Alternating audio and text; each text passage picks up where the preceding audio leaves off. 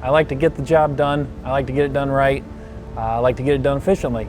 Exceeding expectations, I mean, in my work, it drives me to find more efficient ways to get better quality. My name is Kyle Hockemeyer. I'm third shift lead at CDT Resin Department. I started at CDT in 2015.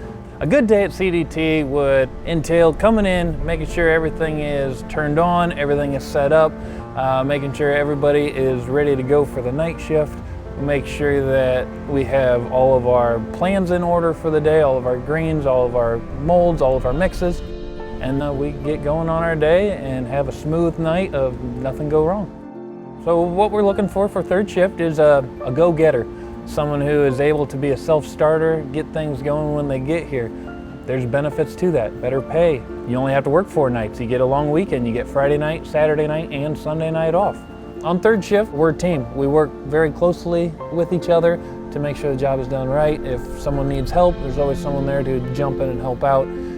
Everybody is willing to help someone else out to get the job done correctly. They have treated me well over the years. I think if you work hard for them, they'll work hard for you. I'm looking forward to working with any go-getter who is interested in coming on third shift at CDT.